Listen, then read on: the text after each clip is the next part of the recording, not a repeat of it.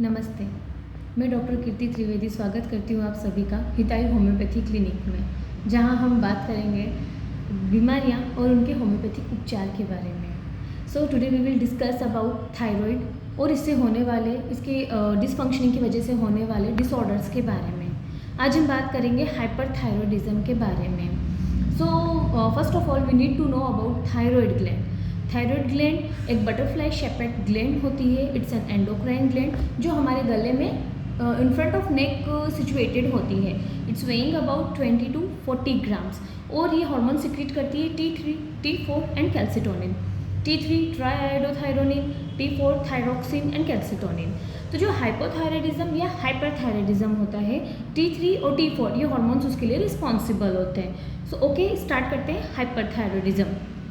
Hyperthyroidism जब हमारे blood में ये T3 और T4 हार्मोन्स इनकी नॉर्मल वैल्यू से ज़्यादा ब्लड स्ट्रीम में फ्लो होने लगते हैं, सिक्रीट आउट होने लगते हैं, तो हाइपरथायराइडिज्म की कंडीशन होने लगती है। सबसे पहले इसके कॉज के बारे में बात करेंगे। तो इसका सबसे कॉमन कॉज होता है Graves disease. What is Grave disease?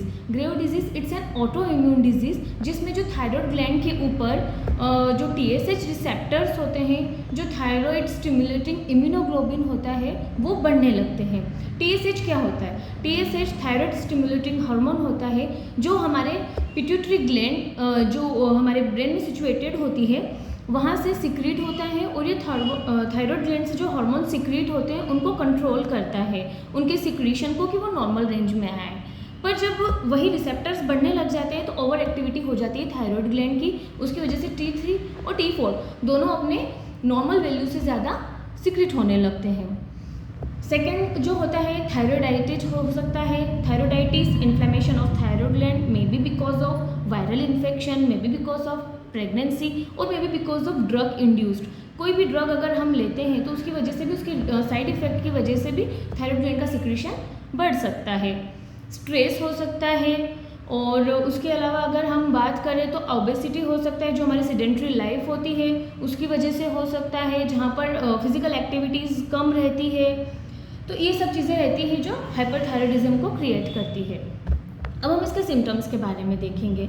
Hyperthyroidism का जो सिम्टम होता है सबसे मेन होता है quick fat loss despite of good appetite. जो पर्सन रहता है हाइपरथायराइडिज्म का, जो पेशेंट होता है, वो ये कंप्लेन करता है कि मेरा वेट कंटिन्यूसली लॉस होते जा रहा है, जबकि उसे भूख अच्छी लगती है, वो खाना भी अच्छे से खाता है, फिर भी उसका वेट कंटिन्यूसली लॉस होते जाता है। हीट इंटॉलरेंस हो जाता है, डिप्रेशन होता है इन फीमेल्स, मेंसेस इरेगुलरिटीज़ होती है, मे बी प्लूराइटिस हो सकता है। We can see tremor. Tremor क्या होते हैं? Tremor is a neurological disorder in which the continuously shaking of our body parts, one or more than one it happens. So tremors जो रहता है वो जनरली हैंड्स में देखा जाता है। It's most common in hands. उसके अलावा पैल्पिटेशन होता है, जो दिल की धड़कन रहती है वो स्लाइट एक्सर्शन करने पर बढ़ जाती है। इवन कुछ पेशेंट में तो ऐसा रहता है कि वो चलते हुए भी अपने दिल की धड़कन को फील करते हैं। सो ग्रेट पैल्पिटेशन, इनसोम्निया, रात को नींद नहीं आना, डिस्फोरिया, अकारण बेचैनी रहना, ये सारे सिम्टम्स हमें देखने को मिलते हैं। हेयर लॉस होना, इवन स्किन ऐसी हो जाती है हेयर लॉस की वजह से एकदम वैक्सी और शाइनी हो जाती है। So we can figure out कि हाँ इस पेशेंट को हाइपरथायराइडिज्म हो सकता है। अब हम बात करेंगे इसके होम्योपैथिक उपचार के बारे में। Homeopathic treatment, yes, homeopathy is very effective in hyperthyroidism. There are so many medicine we have seen. Calcarea carb is one of the best medicine, lachesis, lycopodium and bromium, iodum, so many medicine. पर हम कुछ medicine की यहाँ specific बात करेंगे। One of the good medicine iodium. Iodium जो medicine होती है वो पेशेंट के अंदर ये देखा जाता है कि quick weight loss despite of good appetite, iodium का एक मार्क सिम्टम है।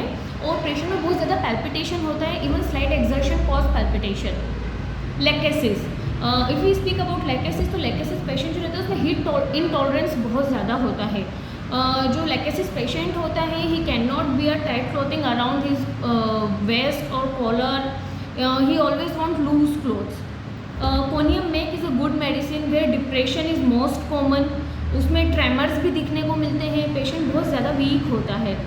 Phosphorus is one of the great medicine. If patient is extremely sensitive from external things like light, odor, noise, patient is great sensitive in cold things and all.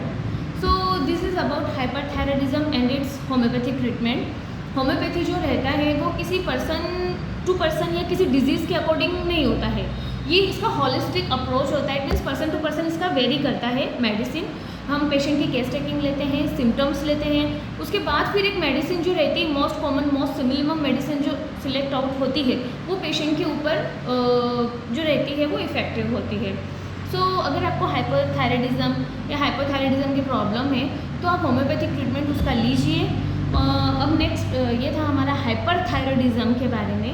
Next video में हम बात करेंगे hypothyroidism के बारे में। Till then like share and subscribe my video. Thank you.